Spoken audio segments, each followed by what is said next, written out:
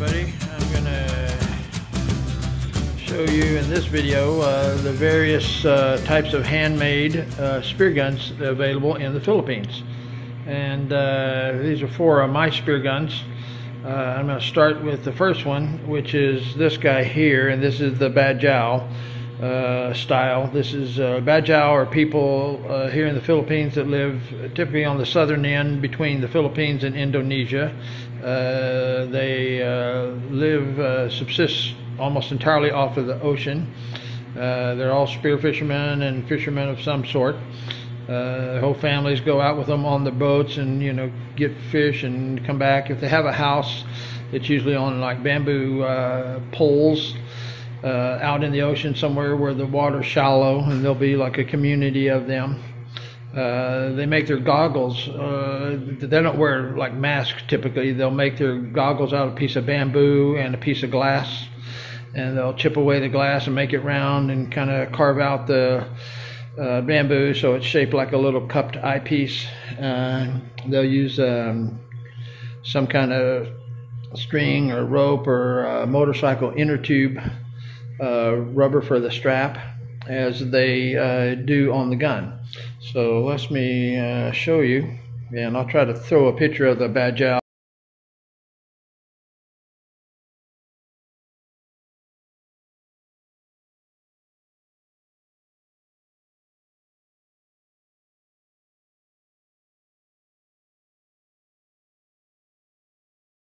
Guy here that I get my fish from, he parks his motorcycle in my front yard, and then he goes out on his boat, and if he gets a big fish, he comes and, you know, sells it to me, because I like big fish, not the small ones. But he has a little wooden flippers and all that, a little dinky spear gun, not even maybe half, well, maybe about this size here, maybe a little bit longer, but it's super basic. I mean, it's as basic as you can get. This one's a little bit fancier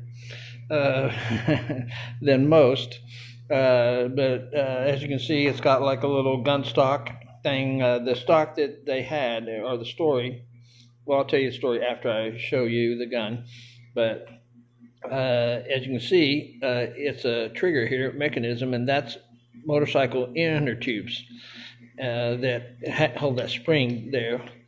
And then they have this here with the little clip. You can see the spear, and I've twisted it a little bit, but it should be straight. I'll see if I can twist it back to where the way it should be, vertical like that, where the notch is. I've got my finger in front of the camera. They put the cameras on the edge of the corners where you put your hands nowadays instead of in the center.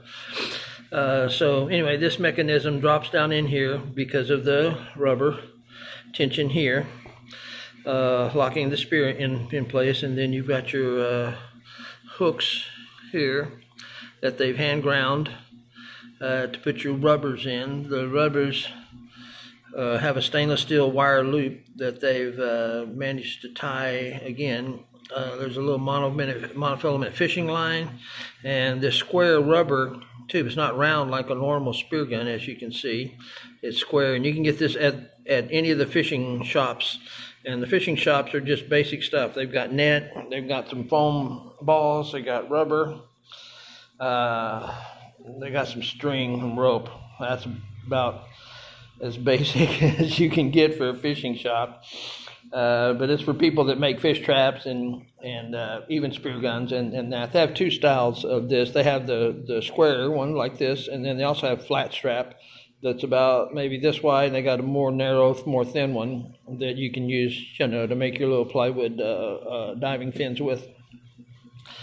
So anyway, this has 5 rubbers. It's got 2 here and then 3 here, which is kind of an odd number, but I asked him if he could do 3, and I didn't mean 3 like this, I meant 3 of these, but he did 3 of this on one of these. So anyway, the translation always seems to not go completely through. At the end here, as you can see, a more bicycle inner tube wrapped tightly to hold these guys on there while you stretch them. They do use epoxy.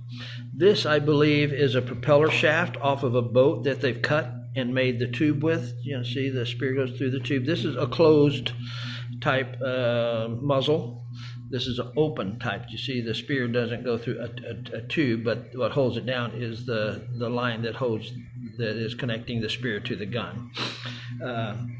So anyway, this is what they use. They don't have a line. The Bantayan do have lines, because I've seen it on, I think, the Discovery Channel. One of the Bantayan guys, he had a line on his spear. The issue with this one is there's no line on the spear, so if you spear a big fish, and you don't kill it instantly, which you very seldom do, they can swim off with, your spear. And if you're free diving, they can obviously swim deeper and further than you can. So they go up with your spear, and you're out of business until you get a new spear. This also has another little built-in kind of ice pick type of tool here to once you get the fish and it's flopping around and you want to kind of put it to sleep, you stick this in the head, and then that'll take the fish out, and then you are ready to go after your next one. You don't have to worry about that fish flipping and flopping all around. On the tip here, they've got an interesting thing here, and I'm going to try to take this off with one hand. Okay, that's my little point guard, which is not like basketball point guard. But anyway, this is the the flipper or the barb, and I believe this is made from a bicycle spoke. They use bicycle spokes for these because I think they're stainless steel, and apparently they hold up fairly well in ocean saltwater conditions. So this flipper, they somehow made a hole, and you can see that it bulges on the side. So it's like they split this somehow and pushed the sides out. See, it's wider. I'm trying to get that in focus, but there you go. Do you see how it bulges on the sides? So they put a hole through here, and then they opened it up, put this guy in, beat this side here so that I'm going to try to twist that spear back. See right here, so that I get this thing to focus. Let me just put my finger on that spot. That's the light meter. Okay, well, it's not going to want to focus on that.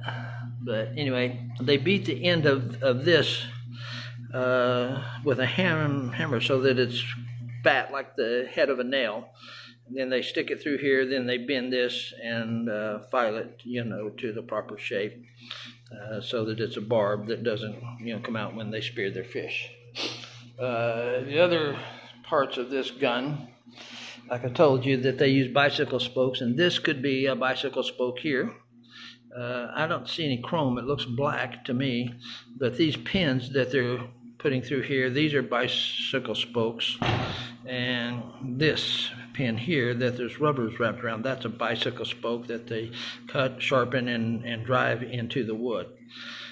So basically, if you got bicycle spokes,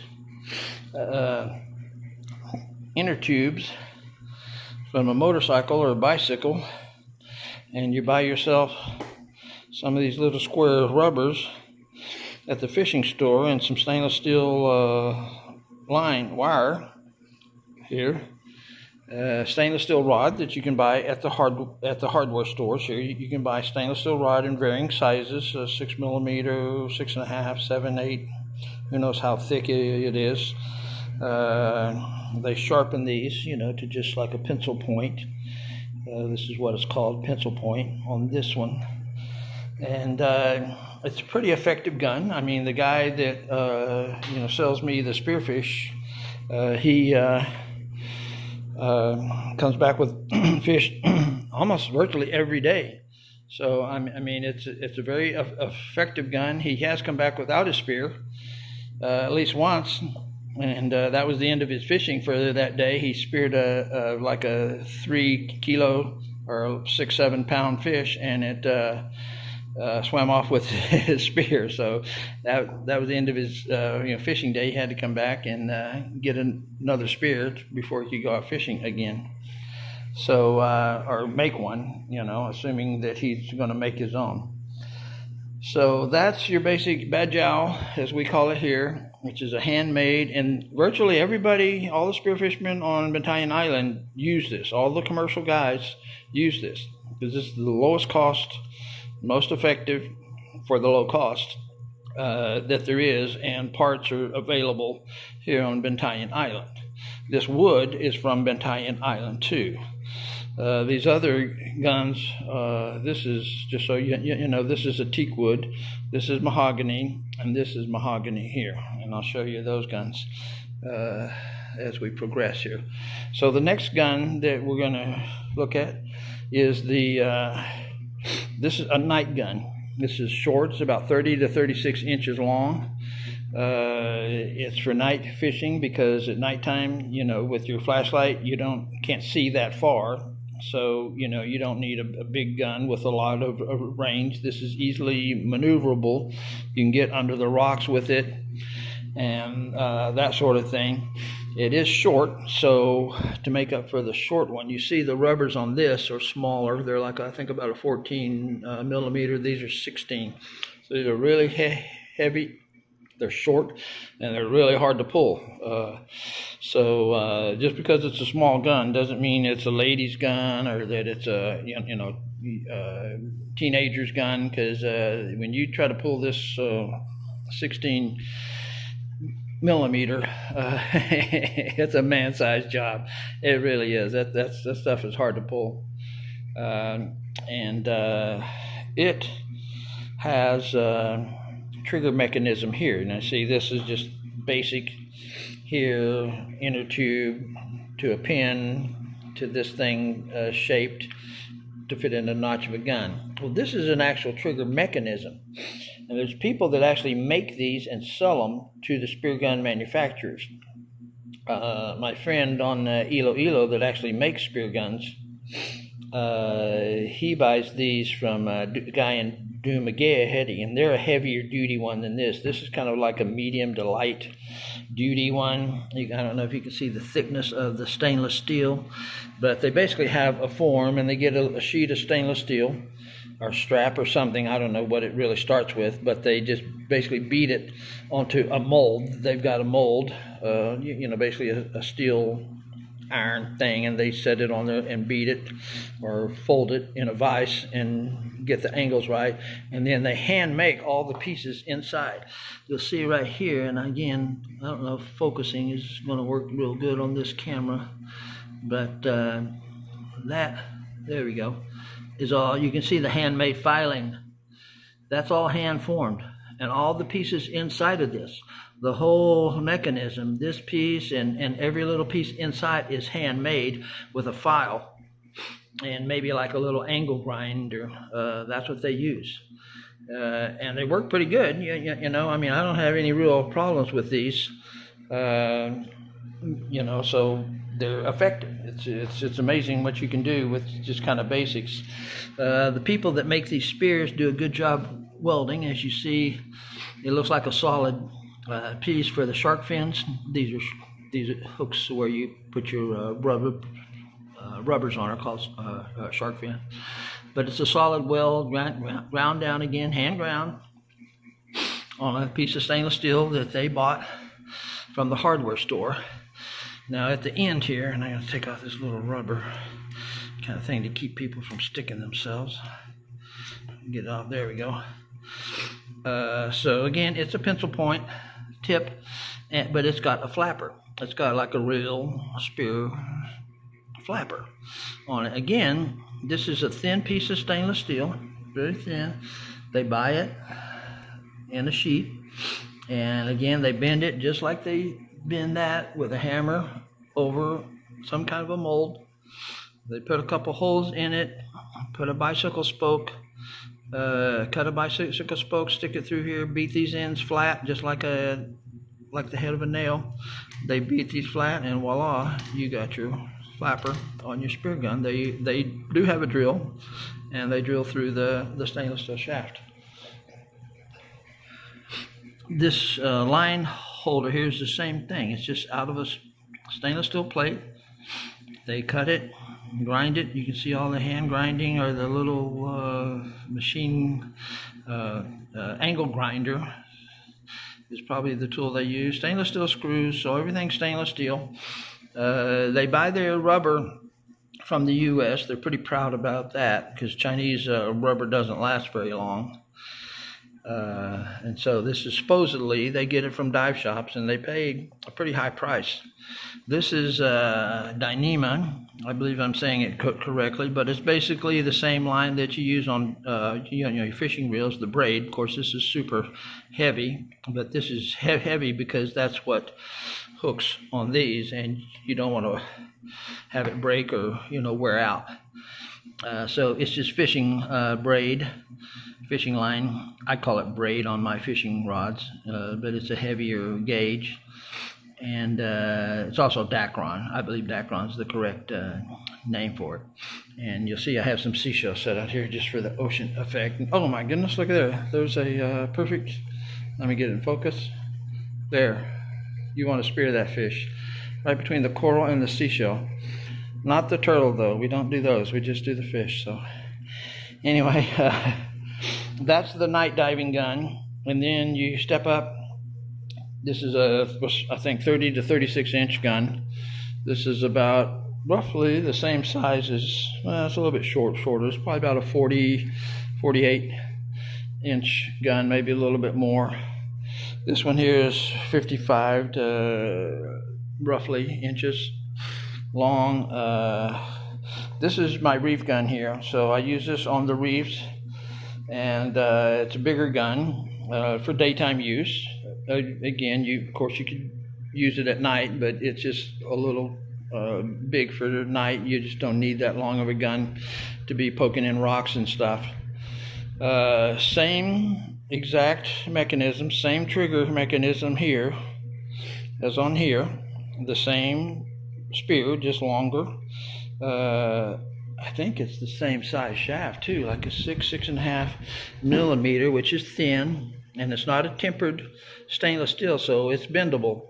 And you have to straighten these guys out, after you go spearfishing or store it in the wrong way.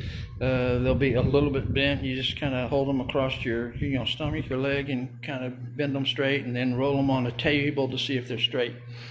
This gun has a GoPro mount here, so I can do my video, and you'll see a video after this where I actually took this gun out to just test, and you'll see how things were off of my beach, Sunset Beach, on the beach there.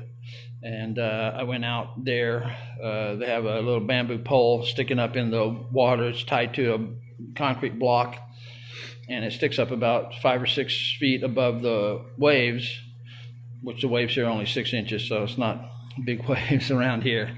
So I just went out there as a targeted place where I could, see the point that I was, swimming to. Tried to spearfish around there. There was no real fish. There were some crabs, some small fish, maybe 2 inches long, not as big as that fish, but almost that big, maybe turtle size, like that size fish. Tried to spear them just to see how accurate the gun was, but I didn't hit anything. They're just very quick and very small, to be going after. So anyway, this is my GoPro here with a night light. So I have a GoPro mount for this too. I just haven't put it on yet. Basically, what you do to put it on, the trigger mechanism has pins here, and they kind of glue them in with the varnish, but you tap them out, and what you do is, and I'll have a video on that too, putting the GoPro mount on, and then you put some screws through here with a nut on it, and the same where the pinholes are, and then this guy bolts right on. And so the GoPro camera goes basically like that while you're spearfishing, and you get to video everything. There's a light if you're looking under rocks and things for fish hidden. You can pop that light on. There's a little button on the side there. You pop that on, and you got a light. And again, this is a night spearfishing gun, so you use that light plus your own handheld flashlight for spearfishing. So Anyway, so I was saying these are the same trigger mechanisms, all handmade, all hand filed. Like I said, these guns are pretty much handmade. I mean, they do use a router to get this little channel through here. They router to get the channel for the spear. They have jigs set up. It's basically a piece of wood with some steel rods and other little pieces of wood that they use to guide things. Here's your line release, and exactly the same as on this one here. Now I'll show you on the bigger gun, it's got a different style trigger mechanism, and I'm not sure what the purpose is, and if one's better than the other, or if one's just, you know, can handle more power. The next gun I'm going to show you is much more powerful. Here is again the trigger mechanism. They just put a stainless steel strap here, bent it to be the trigger guard. Again, you see the trigger. Here is, I'm trying to get it to focus so you can see all the filing marks and stuff. It's just hand filed and shaped. These are just ground with a little, like a drill, with like a sanding disc on the end, and they'll sand these down. They'll cut them at first, and then they'll sand all these down, epoxy them to here. And these guns seem to hold up pretty good. It's kind of amazing how well they hold up, considering they're just, you know, basic handmade stuff with a router, a table saw, and an angle grinder. That's basically all that they have. And I don't know if they make these or if they buy these from someone or have a shop weld these shark fins onto the rods and drill holes. But this line here, this reel is made in Taiwan. They don't make this. They actually buy this. They do make this mount here. Again, it's a stainless steel, just a little U-shaped bracket, and I'm kind of in my own shadow, so I can't really show you that real well. But this slides on there and then clamps down, and that's your reel for when you are spearfishing. And again, this is for larger fish. You're free diving, so you got one lung full of air, and after you spear your fish, if he wants to run and you need to go up and get a breath, you let this line out and he runs out, and you go up to the surface, get your breath of air. You can even stay up there and basically reel the fish in with that. You know, you don't have to go back down after him. So that's the benefit of having the reel. It's got about 100 meters of, not 100 meters, 30 meters of line, about 100 feet of line on there. And that's, again, allows the fish to run while you go up and get a breath of air. You can add another rubber to this, as you can to this gun here, this short night spear gun. Exact same flapper. A little concerned about these flappers because they're kind of thin, and I'm afraid they're going to get bent up if I get like a giant trevally on here, or a barracuda, you know, something that's you know, has got some fight in, and I'm afraid it's either going to break or bend. But I haven't tried to break it or bend it myself. I'll let the fish do that. I've kind of cleared the table off just so I can show you this inverted roller gun here. This is the, I guess, the big boy. Here is for bigger fish, more like open, you know, blue water type spearfishing, bigger fish, tunas, big tanigis, wahoos. You could even use it on a reef, or, you know, giant trevally if you know, get some big, you know, whatever larger size fish that you need a little more power, maybe a little more range with. And like I said, I've cleared the table off because there's some a little more mechanisms and technology that's in this one. I got to flip it over and back and forth to show you how this works. But what we can start with here is, again, it's called an inverted roller. You see you have your rubbers here. They're already kind of pre-stretched here. They're not loose like this. This is your conventional type of rubber here. And these are the tensioned ones here. They'll actually, when you load the spear gun, these are going to actually roll down through here and into the underside here. And it's going to be by pulling this. This is connected to the rollers. You can see them there in the front. It's got lines that go under the gun. So as you pull this down and hook it on the shark fins, right here and here, the shark fins, you will, I'll turn it like that, shark fins, it's going to actually pull this rope here. This is actually connected under here into this guy. So as you pull this down and hook it on the shark fins, it's going to pull this line through here and up, and of course down.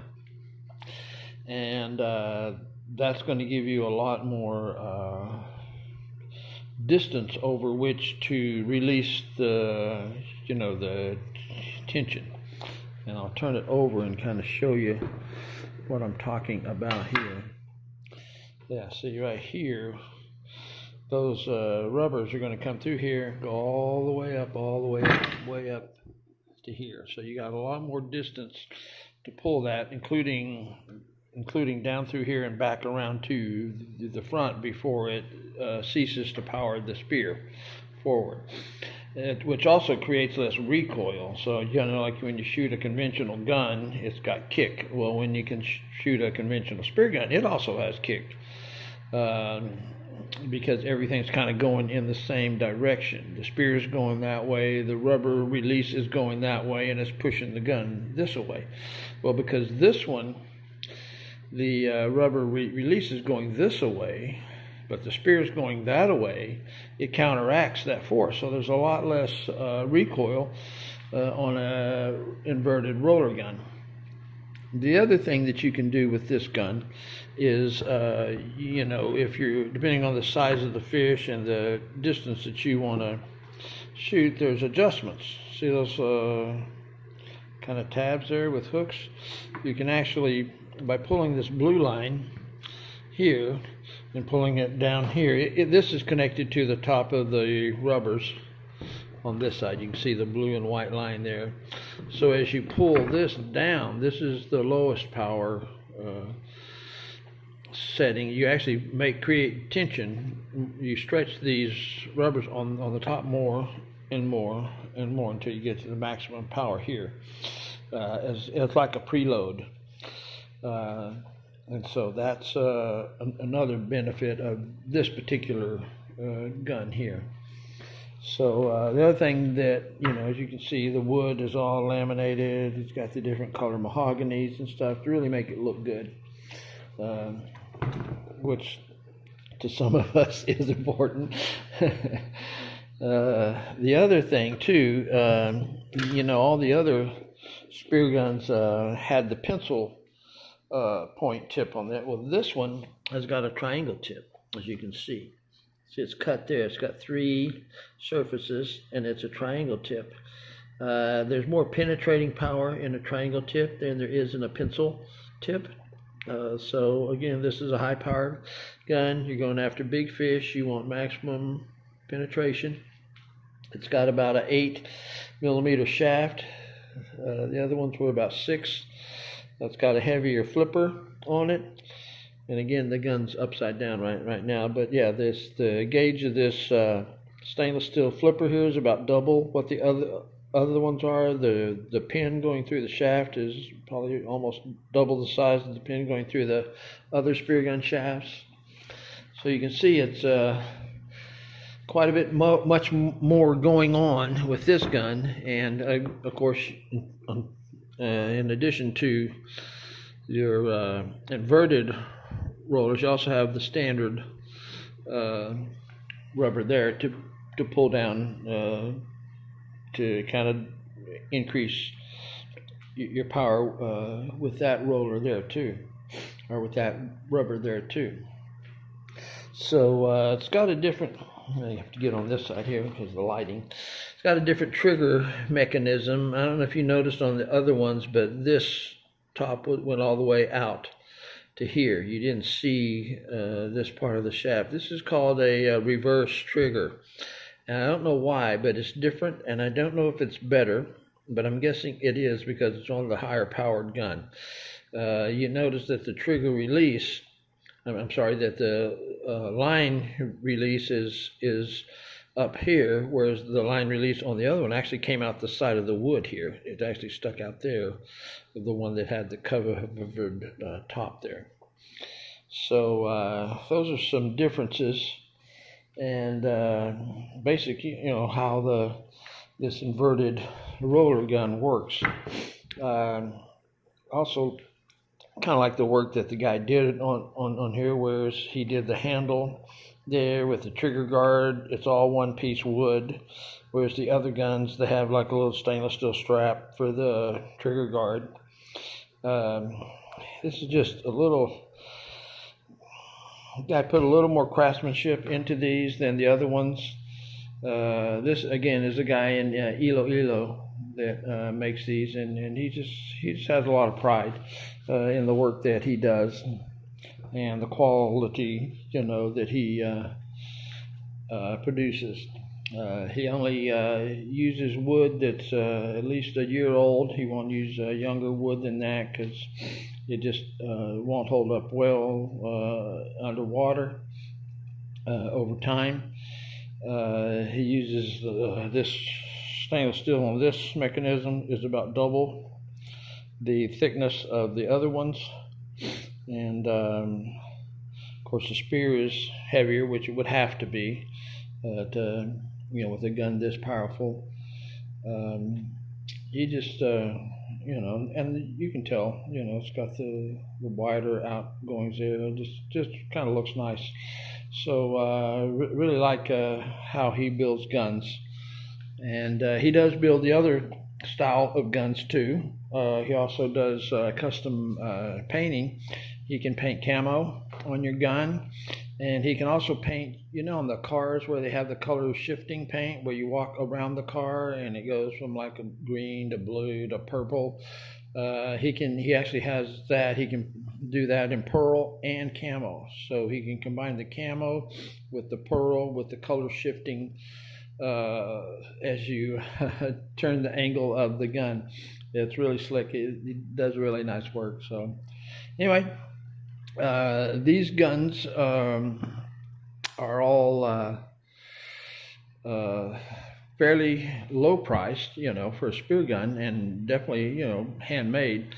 The smaller night gun is about 4,000 pesos. I paid about that, which is about $80.